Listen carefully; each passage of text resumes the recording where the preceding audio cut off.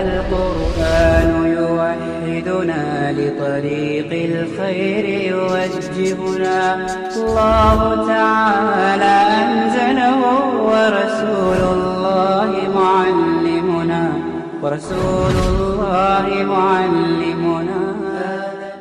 السلام عليكم ورحمة الله وبركاته. الحمد لله وحده والصلاة والسلام على من لا نبي بعد أما بعد. قال الله عز وجل: أعوذ بالله من الشيطان الرجيم. بسم الله الرحمن الرحيم. قد سمع الله قول التي تجادلك في زوجها وتشتكي إلى الله والله يسمع تحاوركما إن الله سميع بصير. معزز حاضرین اور پردہ نشین خواتین اسلام، 27ویں تاخرات میں ہم نے تقریباً 27ویں پارے کا خلاصہ مکمل بیان کر دیا تھا.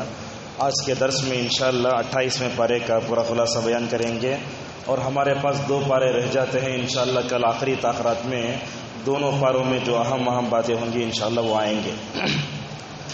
28ویں پارے کو قد سمع اللہ کہا جاتا ہے. یہ اس صورت کی یہ جو 28واں پارہ ہے، یہ پورے پارے کی ایک خاصیت یہ ہے کہ اس میں پائے جانے والی پوری صورتیں مدنی ہیں. سورہ مجادلہ سے لے کر سورہ تحریم تک دیکھو، کوئی صورت مکی نہیں، اس میں پوری صورتیں ہجرت کے بعد اتری ہیں. اب اس میں سب سے پہلے سورہ مجادلہ ہے. یہ بعض لوگ جو ہے صورتوں کے تعلق سے عجیب باتیں کرتے رہتے ہیں. قرآن میں عجیب باتیں لوگوں نکالتے ہیں. کیسے؟ بعض لوگ بولتے ہیں دنیا میں اللہ تعالیٰ نے یہ جو جن پیدا کیے ہیں تقریباً 12 مہینے کے 365 دن ہیں، اور یوم کا لفظ قرآن میں 365 مرتبہ آیا ہے. یہ عددی اعجاز جو ہندوستان میں کچھ علماء اس کے قائل ہیں، لیکن اعلیٰ علماء کہتے ہیں کہ یہ عدد وغیرہ اس کی کوئی حقیقت نہیں ہے. تو یہ اس کے تعلق کی ایک چیز علماء نے یہ بیان کی ہے کہ سورہ مجادلہ کی ہر صورت میں اللہ ہے. یہ اللہ کا جو لفظ آیا ہے، ہم اللہ بولتے اسے، لیکن اصل میں عربی زبان میں اسے بولتے ہیں لفظ الجلالہ. لفظ الجلالہ بولتے ہیں اللہ تبارک و تعالیٰ کے اس لفظ کو.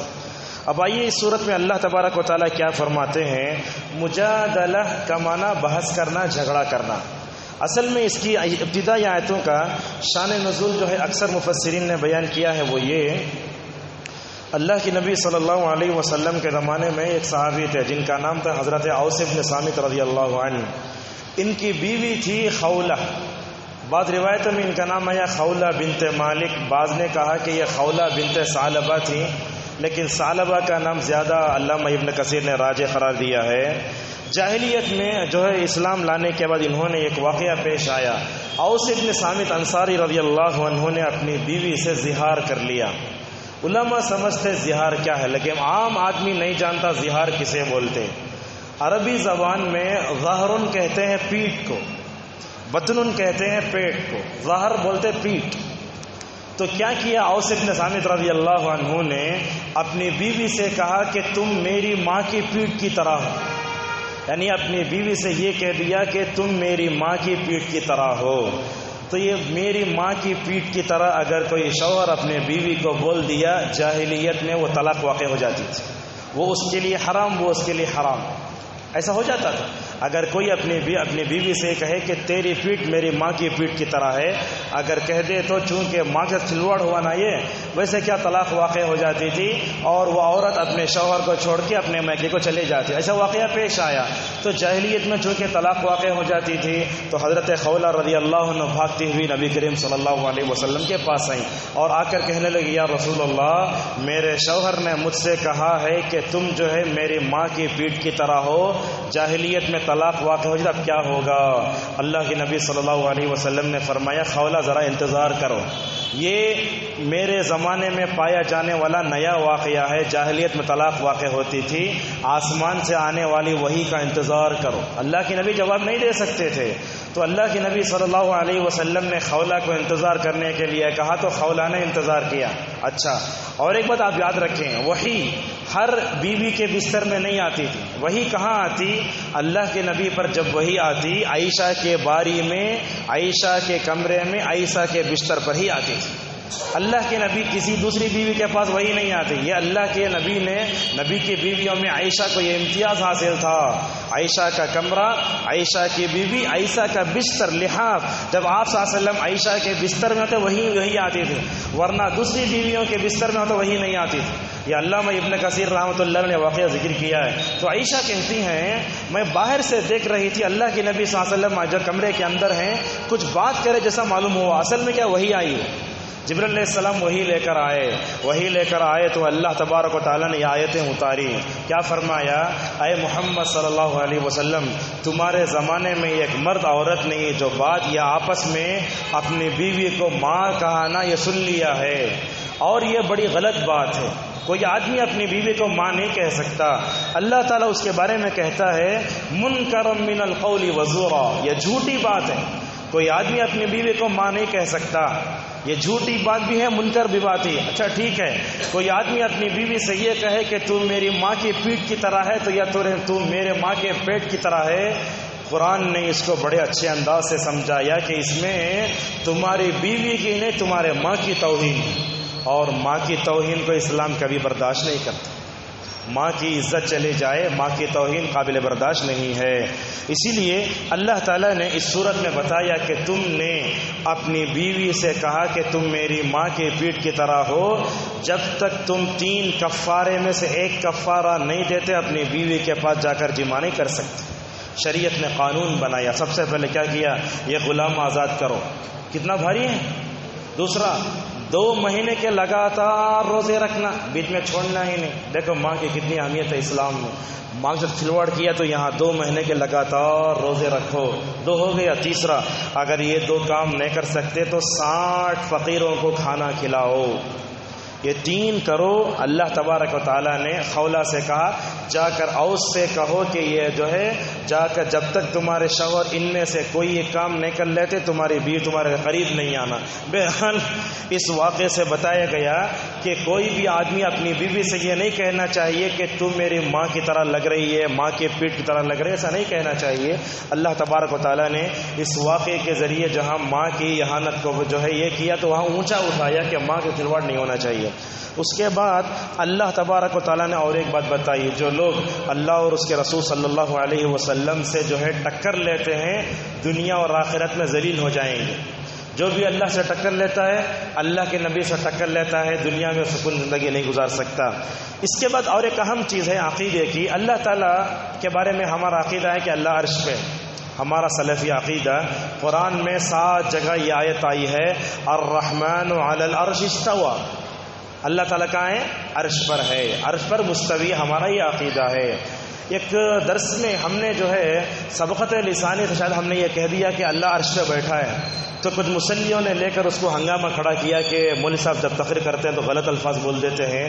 یہ بات یاد رکھیں، جب ہم بولتے ہیں تو ذرا تیزی سے ہو سکتا ہے کوئی لفظ آگے ہو جائے، اس کے لیے ہر جگہ بولتے پھرنا وہ بات صحیح نہیں. آپ انفرادی طور پر مل کر کسی بھی عالم کے سے کہہ دے تو ٹھیک ہے، ورنہ اس لفظ کو پکڑ کر ساری خوبیوں پر پھانی پھیرنا یہ بھی صحیح نہیں ہے. تو لہٰذا اللہ تعالیٰ عرش پر مستوی ہے. یہ آیت قرآن میں 7 جگہ آئی ہے، لیکن قرآن یہ بھی کہتا ہے کہ تم جہاں کہیں ہو اللہ تعالیٰ تمہارے ساتھ ہے. دونوں میں ٹکر ہوئی نا. اللہ تعالیٰ بولا عرش پر ہے، اللہ تعالیٰ تمہارے ساتھ ہے. اب یہ تمہارے ساتھ ہے جو لفظ آیا اس کو دیکھ کر علماء کہنے لگے اللہ تعالیٰ درخت میں بھی ہے، جھاڑ میں بھی ہے، ہر جگہ موجود ہے. ویسا نہیں ہے. معنی کیا ہے؟ اللہ تعالیٰ اپنے وجود کے اعتبار سے عرش پر ہے. اللہ تعالیٰ کا عرش پر 7 جگہ قرآن میں ہے، لیکن اس کا علم، اس کی نگرانی ہر جگہ موجود ہے. ہم جو دیکھ رہے ہیں اللہ کا علم یہاں موجود ہے، لیکن بعض علماء تقریر کرتے ہوئے ان کی زبان ایسے پھسل جاتی ہے، اللہ کا علم ہر جگہ بولنے کے بعد جو ایسا بولتے اللہ کے کیمرے ہر جگہ لگے ہوئے ہیں. یہ لفظ بھی صحیح نہیں ہے، کیونکہ عقیدے کا مسئلہ ہے. زبان کو تھوڑا سنبھال کے استعمال کریں.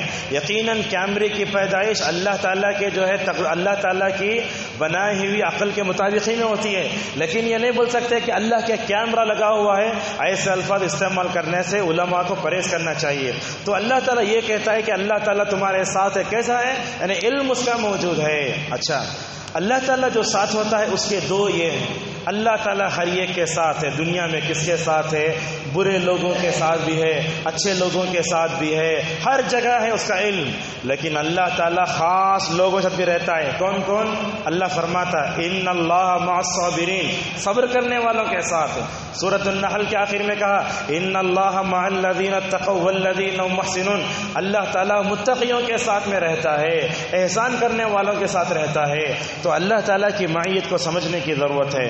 معزز حاضرین, اس صورت میں اللہ نے اور ایک بات بتائی, غلط قسم کی سرگوشی نہیں کرنا چاہیے. ایسے ہوتا تھا اللہ کے نبی صلی اللہ علیہ وسلم کے زمانے میں, اللہ کے نبی بیٹھ کے تقریر کرتے رہتے. کفار مکہ کبھی مکے کے پاس کبھی مدینے میں ادھر ادھر بیٹھ کے اسلام کے خلاف میٹنگیں کرتے تھے. اللہ تعالیٰ فرماتا ہے اے لوگو, تم لوگ جو میٹنگیں کرتے ہو نا اسلام کے خلاف, رسول کے خلاف, قرآن کے خلاف, اللہ تعالیٰ سب جانتا ہے, لہٰذا ایسا جو ہے نہیں کرنا چاہیے. اسی طریقے سے اللہ نے اور ایک بات بتائی, یہ مجلس کے تعلق سے خاص بات ہے. اب دیکھیے ہماری مسجد کی اتنی بڑی جگہ ہے, جمعہ میں کبھی لوگ آ جاتے ہیں تو ہم کیا کرتے ہیں, برابر سب میں بیٹھے رہتے ہیں. ایک آدمی آتا ہے, ہم دیکھتے ہیں کہ وہ سنت پڑھنا چاہتا ہے, پھر بھی ہم جگہ ایسے ایسے چوڑے ہو کے بیٹھ جاتے ہیں. نہیں ہونا چاہیے. اللہ تعالیٰ فرماتا ہے مجلسوں میں تم جہاں بیٹھو تو ذرا آنے والوں کے لیے کشادگی کرو تاکہ اس کو بھی جگہ مل جائے. امام حاکم نے روایت نقل کی ہے, حضرت جابر رضی اللہ عنہ کہتے ہیں اللہ کے نبی صلی اللہ علیہ وسلم کی مجلس بھری ہوئی تھی. میں جیسے ہی آیا تو دیکھتا ہوں کہ مجھے مجلس کے آخری میں جگہ ملی. میں چاہتا تھا کہ اندر جا کے بیٹھوں, میں کھڑا ہی رہا. اللہ کے نبی کو دیکھو اپنے مجلس میں سب سے آخری آنے والے صحابی کو کتنا خیال رہتا تھا, وہ نیچے بیٹھنا چاہتے تھے. روایت مصدق حاکم کیا ہے, یہ کہا اللہ کے نبی صلی اللہ علیہ وسلم نے وہاں سے اپنا رومال پھینکا, اے جابر میں تمہارا رومال پھینکتا ہوں, وہی رومال پر بیٹھ جاؤ. لہٰذا اپنے مجلس میں آنے والوں سے اچھا سلوک کرنا چاہیے اور کشادگی پیدا کرنا چاہیے ہر ایک کے لیے. اس طریقے سے معزز حاضرین, اللہ تبارک و تعالیٰ اس صورت میں اور ایک بات بتاتا ہے, کامیابی آ کر رہے گی اللہ کی طرف سے. کتب اللہ لاغلبن انا ورسلی, یہاں الفاظ پہ غور کیجئے. اللہ تعالیٰ نے اپنے اوپر فرض کر لیا ہے کہ وہ اپنے بھیجے ہوئے رسولوں کو زمانے میں مغالب کر کے ضرور رہے گا. اور ایک بات اللہ فرماتا ہے صحابہ کا ایمان کوئی معمولی ایمان نہیں تھا. کیوں؟ اس لیے کہ اللہ کے نبی کا جو ایمان تھا نا وہی ایمان صحابہ میں منتقل ہوا. جب نبی کا ایمان کامل درجے کا ہو سکتا ہے تو ان کے زیر سایہ تربیت یافتہ افراد کا صحابہ کا ایمان کیسے ہوگا؟ اللہ فرماتا ہے اولئک کتب فی قلوبہم الایمان, اللہ تعالیٰ نے صحابہ کے دلوں میں ایمان کو لکھ دیا تھا. اور یہ بات یاد رکھیں, ایمان کا رشتہ آ جاتا ہے نا تو سارے رشتے ختم ہو جاتے ہیں. آپ دیکھیں گے اللہ کے نبی صلی اللہ علیہ وسلم کے زمانے میں غزوہ بدر ہوئی. ایسے ہوا بیٹا مسلمان باپ کافر. ابو عبیدہ رضی اللہ عنہ مسلمان, ان کے والد جراح ہیں. ابو عبیدہ نے غزوہ بدر میں اپنے باپ کو قتل کیا. اللہ تعالیٰ فرماتا ایمان کا رشتہ آ جاتا ہے, دعوت بھی ہو جاتی ہے, سامنے لڑنے والا کافر بھی ہو تو بیٹا باپ کو قتل کر دیتا ہے. ایسے ہوا باپ بھی بیٹا بھی, اور اسی طریقے سے بھائی بھی, خاندان بھی, پوری چیز ذکر کرتا ہے. اور اللہ تبارک و تعالیٰ کی کہتا ہے کہ اللہ کی جماعت ہی کامیاب ہوگی. حزب اللہ کا مطلب اللہ تعالیٰ کی جو ہے جماعت. لیکن آج کے دور میں سیریا میں ایک جماعت ہے جس کو حزب اللہ کہتے ہیں. وہ حزب اللہ نے جو قرآن میں یہ شیعہ کی پارٹی, آپ یہ مت سمجھ جاؤ کہ شیعہ کی پارٹی کا نام قرآن میں آیا ہے, وہ نہیں, بعد کی پیدا کی جماعت ہے. حزب اللہ سے مراد شیعہ کی پارٹی نہیں ہے, بلکہ اللہ تعالیٰ فرماتا ہے اللہ تعالیٰ جس کو کامیابی دیتا وہی حزب اللہ ہے, اللہ کی جماعت ہے وہی کامیاب ہوگی. اس کے بعد سورہ حشر کا آغاز ہوا. یہودیوں کے 3 قبیلے تھے. ان 3 قبیلوں میں ایک قبیلہ تھا بنو نذیر. اللہ کے نبی صلی اللہ علیہ وسلم کو انہوں نے بڑی تکلیف دی. اللہ کے نبی صلی اللہ علیہ وسلم نے صحابہ سے کہا چلو جا کر ان کا گھیراؤ کرتے ہیں. گھیراؤ کیا. آپ صلی اللہ علیہ وسلم نے فرمایا درختوں کو جلاؤ. یہ لوگ جب صحابہ کرام گئے اللہ کے نبی کے ساتھ تو بنو نذیر کے لوگ جا کر اپنے قلعوں میں چھپ گئے. آپ صلی اللہ علیہ وسلم نے فرمایا درختوں کو جلاؤ. جب درختوں کو جلا گیا پورے بھاگ کر آئے. آپ نے کہا کہ ان لوگوں کو یہاں سے مدینے سے نکال کر خیبر بھیج دیا جائے. یہ خیبر کہاں ہے؟ مدینے سے تقریباً 150-200 کلومیٹر کے فاصلے پر ایک جگہ ہے. اللہ کے نبی نے مدینے مدینے سے یہودیوں کو نکال کر خیبر بھیج دیا. بڑی شرارتیں کرتے تھے, بڑی شرارتیں کرتے تھے. ایک تھا ابو رافع, ایک تھا جو ہے کون, کعب بن اشرف. یہ دونوں اللہ کے نبی کو بڑی تکلیف دیتے تھے. تو حضرت اللہ کے نبی صلی اللہ علیہ وسلم نے اپنے زمانے میں بنو نذیر یہودیوں کو, قبیلوں کو یہاں سے نکالا اور یہ نکال کر خیبر بھیج دیا. لیکن خیبر میں جا کر بھی یہ یہود شرارتیں کرنا کم نہیں کیے. عمر رضی اللہ عنہ نے دیکھا تو عمر نے کیا کیا, عمر نے وہاں سے نکال کر ان کو پورا جزیرۃ العرب سے باہر بھیج دیا. اور اللہ کے نبی صلی اللہ علیہ وسلم نے مدینہ سے مرنے سے پہلے کہا تھا, اخرج الیہود والنصارى من جزیرۃ العرب, لوگوں یہود و نصارہ کو جزیرۃ العرب سے نکالو. تو آج سعودی عرب میں, جزیرۃ العرب میں کوئی یہودی ایسا نہیں ہے جس کے پاس سعودی کی جنسیت, کوئی نصرانی نہیں ہے جو نیشنلٹی سعودی کی ہو. یہ الگ بات ہے, یہودی اور نصرانی جا کر سعودی میں کام کرتے ہیں وہ بات الگ ہے, لیکن ان کے پاس نیشنلٹی وہ اپنی جگہ کی ہے. تو جیسے اللہ کے نبی صلی اللہ علیہ وسلم کے زمانے میں مدینہ میں یہودی رہتے تھے, لیکن آج کل مکے مدینے کے علاوہ پورے سعودی عرب میں یہودی بھی ہیں, ہندو بھی ہیں, کرسچن میں بھرے پڑے ہیں. لیکن الحمدللہ یہ بات یاد رکھیں آپ, سعودی کو جو بھی آدمی جاتا ہے نا, اس میں دو فائدے ہیں. ایک فائدہ تو یہ, جو مشرک ہوتا ہے, بگڑا ہوا ہوتا ہے, قبر پرست ہوتا ہے, وہ الحمدللہ وہاں جا کر توحید پرست بن کر آتا ہے. ایک بات تو پلس پوائنٹ ہے. دوسرا یہ ہے, جتنے الحمدللہ غیر مسلم وہاں آتے ہیں, وہاں کے اخلاق, وہاں کا سلوک سب دیکھ کر الحمدللہ نہیں تو بھی ایک سال میں پورے سعودی عرب میں 5000 غیر مسلم مسلمان ہوتے ہیں. یہ پورا آپ فیصلہ لے سکتے, لیکن یہ چیزیں باہر نہیں آتی. لیکن الحمدللہ سعودی عرب میں جتنے دعوتی مراکز ہیں, وہاں کام کرنے والے ہمارے, کوئی جونیئر ہے, کوئی سینئر ہے, پتہ دیتا ہے. کئی افراد اسلام قبول کرتے رہتے ہیں, لیکن ایسی چیزیں میڈیا میں نہیں آتی. کیوں نہیں آتی؟ اس لیے کہ یہ چیزیں اگر آ گئی تو کیا ہوگا, دوسرے غیر مسلموں کو تکلیف ہوگی. اسی واسطے آج ہم دیکھتے ہیں کہ وہاں سے آنے والے فنڈ پر حکومتوں نے بڑی پابندی لگائی.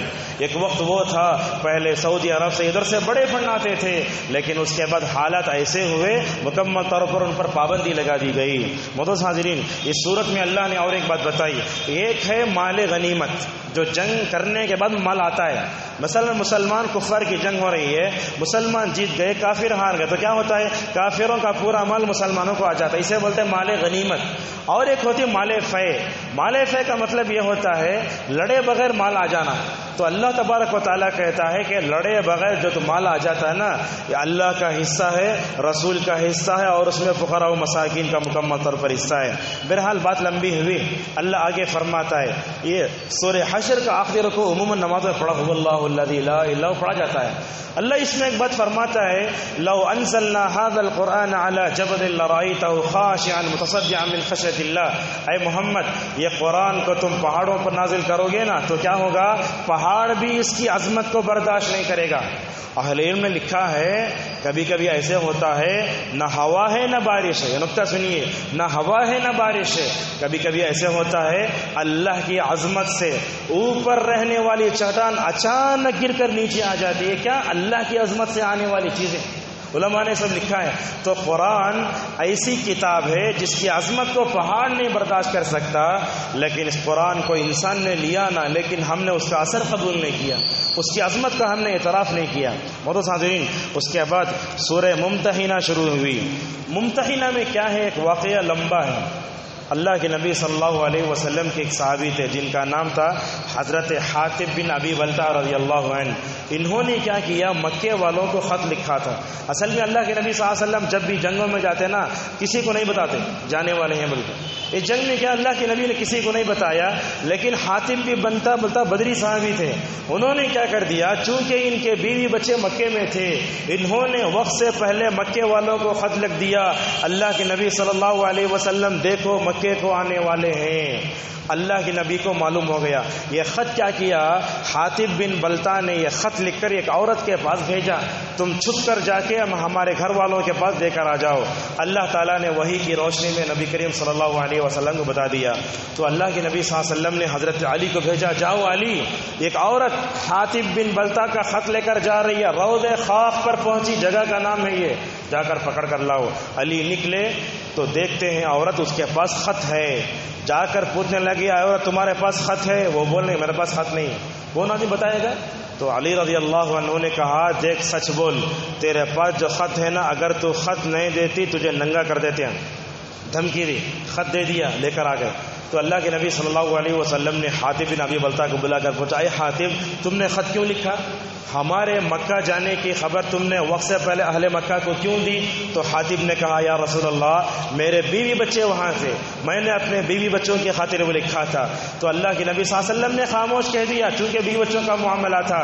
تو حضرت عمر رضی اللہ عنہ نے کہا یا رسول اللہ اگر آپ چھوڑے تو میں اس کی گردن مار دیتا ہوں. کس کی؟ صحابی کی. اللہ کے نبی نے فرمایا اے عمر یہ بدری صحابی ہیں، مت مارو گردن ان کی. کیوں؟ اس لیے کہ اللہ نے بدری صحابہ کو معاف کر دیا ہے ہمیشہ کے لیے، جو بھی گناہ کرے اللہ نے ان کو معاف کر دیا ہے مکمل. تو بہرحال اللہ تبارک و تعالیٰ اس صورت میں بتاتا ہے غیر مسلموں سے دوستی کا ہمارا معیار کیا ہونا چاہیے. ہندوستان میں ہم رہتے ہیں نا، غیر مسلموں سے ہمارے تعلق کا معیار اصول ضابطہ بتاتا ہے. جو تمہارا دشمن نہیں ہے، جو تمہارا اچھا ہے، جو تجارت میں تمہارے ساتھ ہے، تو تم اس سے دوستی کر سکتے ہو. تم کو تکلیف بھی نہیں دیتا، تم کو اپنے گھروں سے نکالتا بھی نہیں. وہ کفار جو ہم سے اچھے طریقے سے پیش آتے ہیں تجارت میں، اس دنیا میں ہمارا تم سے دوستی کر سکتے ہیں. لیکن جو تم کو نکالتے، جو تمہارا دشمن ہے، جو تمہارے دشمنوں کا ساتھ دیتے ہیں، تمہارے بارے میں ان سے دوستی نہیں کر سکتے. اور ایک بات یاد رکھیں، اللہ تبارک و تعالیٰ اس صورت میں بتاتا ہے ابراہیم کی پوری زندگی تمہارے لیے نمونہ ہے. کیوں نمونہ؟ اس لیے کہ ابراہیم کی پوری زندگی عقیدہ توحید کی محنت میں گزری. یہ بات یاد رکھیں، اللہ نے ہم کو عقیدہ دیا. عقیدہ پختہ کیسے کب ہوتا ہے؟ آپ یہ مت سمجھو کہ ہم عقیدہ لا الہ الا اللہ کا اقرار کر لیا عقیدہ توحید پختہ ہو جاتا ہے. نہیں، عقیدہ توحید پختہ کب ہوتا ہے؟ جب کہ ہم عقیدہ توحید پر باقی رہ کر شرک سے، مشرکین سے جب تک بیزارگی کا اظہار نہیں کرتے اس وقت تک عقیدہ توحید پختہ نہیں ہوتی.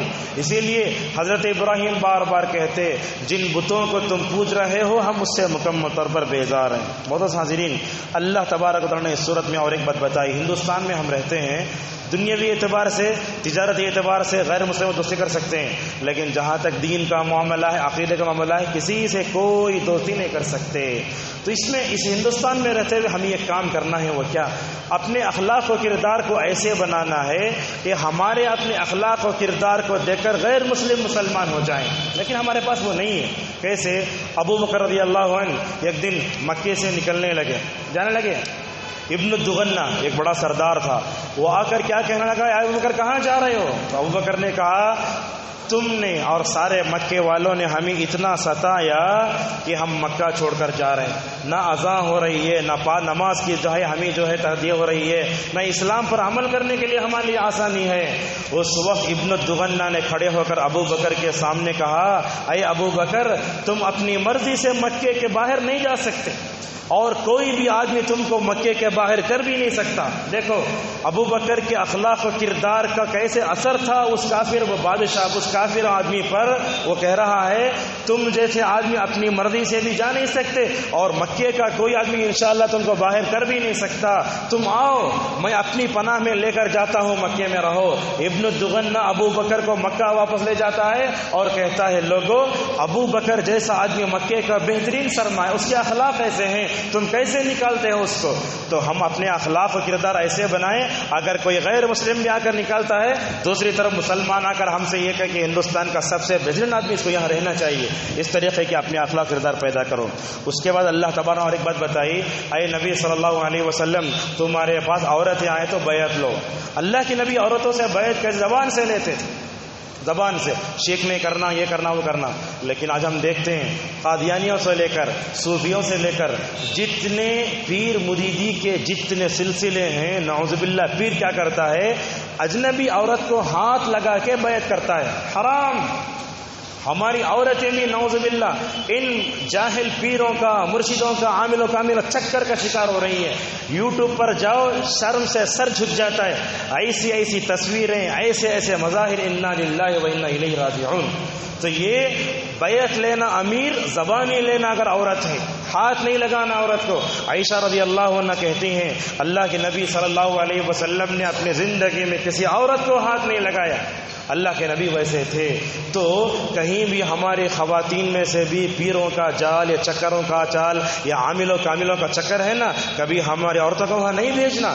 بیعت کے نام پر عزتیں لوٹ رہی ہیں, ہماری مومن عورتوں کا ایمان لوٹ رہا ہے, ان کی غیرتوں پر حملے ہو رہے ہیں, لہذا اس سے اپنے آپ کو مکمل طور بچاؤ. دوست حاضرین, اس کے بعد سورہ صف آئی. سورہ صف میں اللہ نے کئی باتیں بتائی. اللہ نے یہ فرمایا اے مومنو جو تم بولتے ہو وہ کرو. ہم کیا کرتے ہیں؟ بولتے کرتے نہیں ہونا چاہیے. دوسری بات اللہ نے فرمایا اے مومنوں کی جماعت تم دوسروں کو تکلیف نہ دو. اس سے پہلے ہم نے بتایا تھا کہ دوسروں کو تکلیف دینا یہودیوں کی عادت ہے. آج ہمارے اندر بہت ہے یہ. مثلا ایک بات بتاتے ہیں, دیکھو تکلیف کیسے ہوتی ہے. کبھی کبھی تکلیفیں ہم دیتے ہیں. مثال طور پر گاڑی پارکنگ کرنے کا مسئلہ ہے, ہم لا کے کیا کرتے ہیں, ادھر بھی فل جگہ ادھر بھی فل جگہ بیچ میں کھڑا کرتے ہیں. غلط ہے, یہ نہیں کرنا چاہیے. ہم اپنے وجود سے کسی کو تکلیف نہ دیں, کسی میں. اب وہ گاڑی کھڑا کر رہے ہیں, کچھ بھی کر رہے ہیں, اور ہوتا ہے بات بتانے میں کوئی حرج کی بات نہیں. ایسے ہوتا ہے بعض مساجد میں قریوں میں نماز بھی بیان بھی باہر ہوتا ہے, نہیں رکھنا چاہیے. علماء کہتے ہیں یہ اذان کے علاوہ بیان اور دوسری چیز مائک کے باہر نہیں رکھنا. کیوں؟ پتہ نہیں کتنے کمزور کتنے مریض لوگ اپنے گھر میں سو رہے ہیں, کتنے لوگ پتہ نہیں بیزار نہیں معلوم. تو لہٰذا یہ نہیں. ہم دیکھتے نماز فجر کے بعد صلاۃ و سلام پڑھنے کا سلسلہ شروع ہوا, وہاں بھجن شروع ہوا تو یہاں یہ شروع ہو جاتا ہے. تو یہ کیا دوسرے مومن لوگوں کو تکلیف نہ, یہ اپنے وجود سے دوسروں کو تکلیف نہ دیں, ذرا فل ساؤنڈ رکھے. اس طریقے سے مدعو حاضرین آج کل پڑوسی کو تکلیف دینا ہی بہت ہو گیا ہے. پڑوسی کو تکلیف دینا تو گناہ کبیرہ ہے. اللہ کے نبی صلی اللہ علیہ وسلم حدیث میں فرماتے ہیں ایک پڑوسی دوسرے پڑوسی کو تکلیف دیتا ہے تو کیا کرتا ہے اللہ, جس کو تکلیف دی جا رہی ہے اس کو وہاں سے نکال کر دوسری جگہ منتقل کر دیتا ہے. احادیث میں موجود ہے. لہٰذا اپنے سے وجود سے دوسروں کو تکلیف نہ دو. لیکن آج کیا ہو گیا, ہم تو مسائل حل کرنے والے نہیں, مسائل پیدا کرنے والے بن گئے. عید کے موقع پر فلاں موقع پر پارکنگ کے مسئلے پتہ نہیں کہاں کہاں ہم تکلیف دیتے ہیں. لہٰذا اپنے وجود تکلیف نہیں دینا چاہیے. اس کے بعد اللہ نے اور ایک بات بتائی, کیا فرمایا, عیسیٰ علیہ السلام آئے تو انہوں نے نبی کریم صلی اللہ علیہ وسلم کی خوشخبری دی, میرے بعد ایک نبی آنے والا ہے جس کا نام احمد ہوگا. اللہ کے نبی کے نام احمد بھی, لیکن یہ بات یاد رکھیں مرزا غلام احمد قادیانی کہتا ہے کہ میرا نام بھی احمد ہے, عیسیٰ نے آ کر میرے بارے میں خوشخبری دی. نعوذ باللہ من ذلک, یہ کیسا رہے. اور اسی طریقے سے اللہ نے اور ایک بات بتائی, کیا فرمایا, عیسیٰ علیہ السلام پر ایمان لانے والے 12 حواری تھے. 12 حواری تھے, اصل میں 2 بھی تھے, پورے ایمان لا لیے. ایمان لا کر ایک دن عیسیٰ سے کہنے لگے, عیسیٰ کیا تمہارے رب کے پاس یہ طاقت ہے کہ وہ آسمان سے تیار دسترخوان اتارے؟ اللہ نے عیسیٰ علیہ السلام نے دعا کی, ربنا انزل علینا مائدۃ من السماء, آسمان سے دسترخوان اترا. تو اللہ فرمایا دسترخوان اتارنے کے بعد اگر کوئی جو ہے نافرمانی کرے گا اور اس کی ناشکری کرے گا میں اس کو ایسا عذاب دوں گا کسی کو میں اتنا عذاب نہیں دیا ہے. ابن عباس رضی اللہ عنہما کہتے ہیں کہ وہ دسترخوان میں کیا تھا, روایتوں میں ابن عباس نے کہا روٹی تھی اور مچھلی تھا, پتہ نہیں کیا کیا تھا. بہرحال بات لمبی ہو رہی ہے, ہم اب تو سمیٹتے ہیں. اس کے بعد سورہ جمعہ آیا نا, جمعہ میں اللہ نے بتایا کہ نبی کریم صلی اللہ علیہ وسلم دنیا میں کیوں بھیجے گئے. هو الذی بعث رسولا منهم يتلو علیہم, اللہ کے نبی کیوں آئے؟ قرآن کی آیتوں کو پڑھ کر سنانے کے لیے, کتاب و حکمت کی تعلیم دینے کے لیے, لوگوں کو گناہوں سے پاک کرنے کے لیے. یہ تو یہاں آیا. سورہ اعراف میں اللہ فرماتا ہے وَيُحِلُّ لَهُمُ الطَّيِّبَاتِ, اللہ کے نبی اس لیے آئے کہ پاکیزہ چیزوں کو بتائیں کیا ہے, حرام چیزیں کیا ہیں بتائیں, اور امت پر یہ جو بوجھ تھا نا وہ بوجھ کو اتارنے کے لیے آئے نبی کریم صلی اللہ علیہ وسلم. اور یہ بات یاد رکھیں, اللہ کے نبی کو نبی بنا کر بھیجنا یہ اللہ کا دنیا پر بہت بڑا احسان. یہ اتنا بڑا احسان ہے ہم اپنی پوری زندگی میں سے احسان کو چکا نہیں سکتے, اور یہ اللہ کا بہت بڑا فضل ہے. ہم کو دنیا میں کتنا بھی مال مل جائے لیکن یہ اللہ کی نبی کی طرف سے جو ہدایت ملی ہے نا, یہ ہدایت بہت بڑی دولت ہے. معزز حاضرین, اللہ تعالیٰ اس صورت میں یہودیوں کی مثال بیان کرتا. کیوں مثال بیان کرتا؟ یہ یہودی کون تھے؟ بولتے تھے یہودی ہمارے پاس علم بہت ہے لیکن ان کے پاس عمل نہیں تھا. آج ہمارے پاس یہی ہے, علم بہت ہے عمل نہیں ہے. تو اللہ تعالیٰ فرماتا ہے علم حاصل کر کے عمل نہیں کرنا ایسا ہے گویا گدھے پر کتابوں کو رکھ دیا گیا.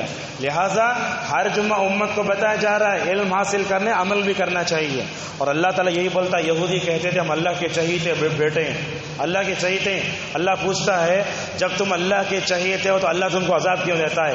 آج امت مسلمہ کا حال کچھ ایسا ہے. ہم کیا بولتے ہیں؟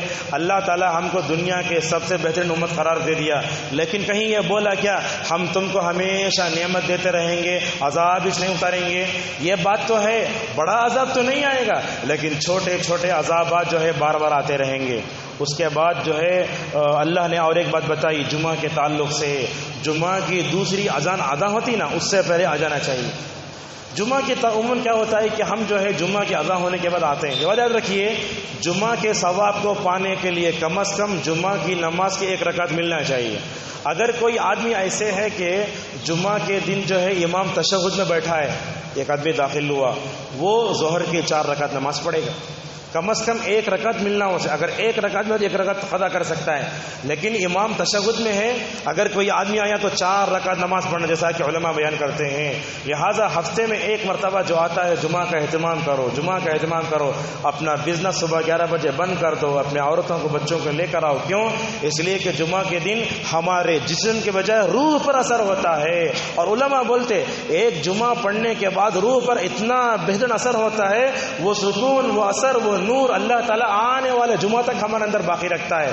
اگر ہم نے جمعہ کو نظر انداز کر دیا، آنے والے جمعہ تک ایسی پریشانی رہے گی، وہ پریشانی اللہ کے علاوہ اور کوئی دوسرا دور نہیں کر سکتی. اس کے بعد منافقین کا ذکر آیا. اللہ تعالیٰ بولا منافقین کیا کرتے تھے؟ خالی کھا کھا کے موٹے ہو جاتے تھے. اللہ بولتا ہے تم ان کے جسموں کو دیکھو گے تو ایسے معلوم ہوگا کہ کھڑی ہوئی لکڑیاں ہیں.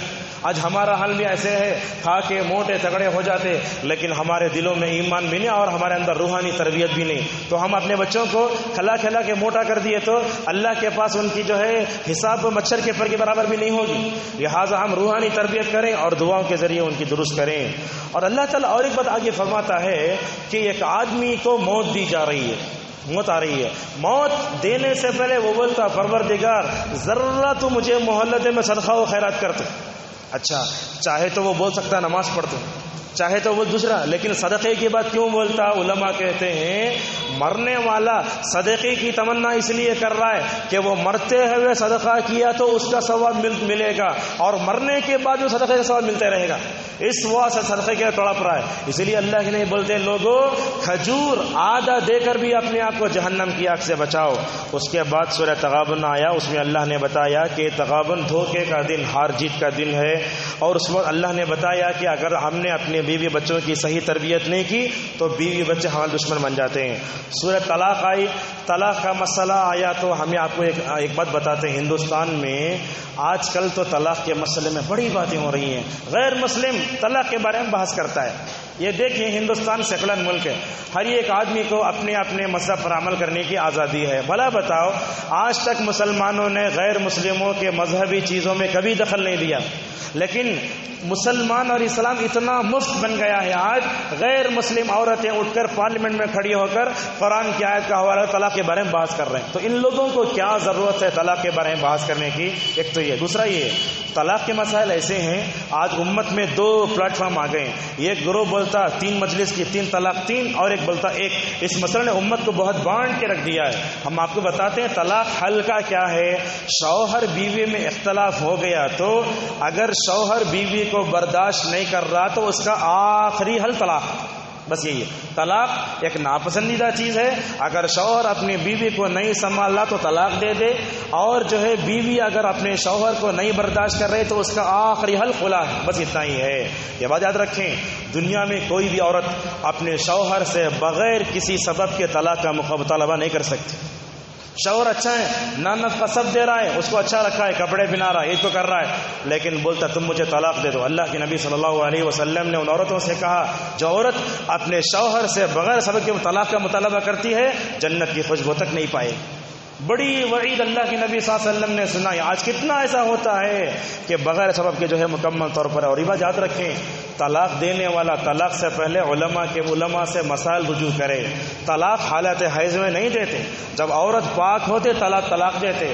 آج کل تو غصہ آتا، چھوٹی چھوٹی بات پہ طلاق. سالن برابر نہیں پکائے طلاق، بیٹے کی بات سن لی طلاق، یہ کھلواڑ ہے۔ صحیح مسلم کی روایت ہے، اللہ کے نبی صلی اللہ علیہ وسلم کہتے ہیں اے صحابہ اب بھی میں زندہ ہوں نا، میں زندہ ہوں اس وقت تم طلاق سے کھلواڑ کر رہے ہو، جانے کے بعد پتہ نہیں کیا کیا کھلواڑ کریں گے لوگ۔ آخری جو صورت آئی اس صورت کی دو باتیں آپ کو بتاتے ہیں۔ بات یہ ہے اللہ کے نبی صلی اللہ علیہ وسلم نے ایک موقع پر ایک جگہ بیٹھ کر کہہ دیا تھا میرے اوپر شہد حرام، حالانکہ شہد حلال تھا۔ ایک لمبا واقعہ ہے۔ اللہ پوچھتا ہے اے نبی صلی اللہ علیہ وسلم تم اپنی بیوی کی مرضیوں پر چل کر ایک حلال چیز کو حرام کرتے ہو، یہ تمہارے لیے زیب نہیں دیتا۔ اب تم کیا کرنا، ایک حلال کو حرام کرے نا، جا کے تمہیں قسم کا کفارہ دینا، 10 مسکینوں کو کھانا کھلاؤ، 10 مسکینوں کو کپڑے پہناؤ، یا ایسا کرو۔ تو واقعہ لمبا ہے۔ اللہ تبارک و تعالیٰ وہاں بتاتا ہے کہ کوئی بھی آدمی دنیا کے کسی بھی حرام جس کو حلال نہ کرے۔ مجھے پسند نہیں آئی چھوڑ دو، آپ کو پسند نہیں آئی چھوڑ دو۔ حرام کو حلال کرنے کا کسی کو حق، حلال کو حرام کرنے کا حق کسی کو نہیں ہے۔ اللہ تبارک و تعالیٰ اس صورت میں آگے چل کر بتاتا ہے کہ اے لوگو اپنے کو اور اپنے بیوی بچوں کو جہنم کی آگ سے بچاؤ۔ بہت بڑی ہمارا بچہ گیس کا لیٹر لے کے ایسا مار لے، گرم استری لگا لے، یعنی تو میچز کی کاڑی سلگا لے، کتنا پریشان ہوتے، فوراً جاؤ لپٹو۔ لیکن ہمارے بچے آج، ہماری بیویاں جہنم کی طرف آگے بڑھ رہے، کب ہم ان کو جہنم سے بچانے کی کوشش نہیں کرتے؟ تو جہنم کیا بڑی خطرناک ہے۔ اگر ہم نے اپنی بیوی بچوں کو نہیں روکا، اپنے جہنم سے اگر ہم نے ان کی تربیت نہیں کی، یاد رکھو اللہ تعالیٰ کل کھڑا کے ہم سے پوچھے گا تم نے اپنی بیوی کے ساتھ کیا کیا تھا، بچوں سے کیا کیا تھا۔ تو یاد رکھو سب سے پہلے اپنی اصلاح کرنا، تو اپنی اصلاح کرنا نا نجات کے لیے کافی نہیں، اپنے بیوی بچوں کی فکر کرنا بھی ہمارے لیے بہت ضروری ہے۔ اللہ تبارک و تعالیٰ اس صورت میں تقریباً 5 عورتوں کا ذکر کرتا ہے۔ تقریباً ایک تو کرتا ہے حضرت نوح کی بیوی، اور اس کے بعد لوط کی بیوی، یہ دونوں کافر تھے۔ اچھا کافر تھے نا، کیوں کافر تھے؟ آپ پوچھیں گے یہ نبی ہو کر کافر سے کیوں شادی کرے، اس کا جواب بھی سن لیجئے۔ ان کی شریعت میں کافر عورتوں سے شادی کرنا جائز تھا، اسی لیے انہوں نے کیا۔ اللہ فرماتا ہے یہ دونوں جہنم میں چلے گئے۔ تو اس سے کیا معلوم ہوا، میں اس کی بیوی، میں اس کا شوہر، یہ اس کا بھانجا، دنیا میں تو نسبت کام آتی ہے، بڑے بڑے خاندان کے بڑا آدمی، لیکن آخرت میں کوئی نسب کام نہیں آئے گا۔ حضرت نوح علیہ السلام اپنی بیوی کو بچا نہیں سکے، لوط علیہ السلام اپنی بیوی کو بچا نہیں سکے۔ یہاں تو 2 عورتوں کا ذکر ہوا، آگے چل کر اللہ تبارک و تعالیٰ اور 2 عورتوں کا ذکر کرتا ہے، فرماتا ہے حضرت آسیہ، یہ جو ہے فرعون کی بیوی ہے۔ فرعون کیا کرتا تھا، اپنی بیوی آسیہ کو بڑی تکلیف دیتا تھا۔ کیا کرتا، کپڑا لاتا، چلچلاتی دھوپ میں رکھتا اور ننگا کر کے اس کے جسم میں یہ کرتا تھا، میخ مارتا تھا۔ یہ روایتیں ہیں صحابہ سے، کئی روایتیں، میخ مارتا، تکلیف آتی۔ وہ کیا بولتی، پروردگار یہ ظلم کرنے والے شوہر فرعون سے بھی نجات دے، یہ ظلم کرنے والے قوم سے بھی نجات دے، دعا کرتی، لیکن اپنے ایمان سے ہٹی نہیں، اور بولتی پروردگار میرے ایمان کے بدلے جنت میں گھر بنا دے۔ کتنی بہترین دعا۔ روایتوں میں آتا ہے جیسے ہی وہ لوگ چلچلاتی دھوپ میں لا کے میخیں مارتے نا، اللہ بادل کے ذریعے بھیج کر ان پر مکمل طور پر سایہ کرتا تھا۔ تو ایمان پر اتر گئے نا، دنیا کی کوئی بھی طاقت میں ہم کو غارت کرنے کے لیے اتر جائے، لیکن اللہ اس بندے کے لیے کافی ہو جاتا ہے۔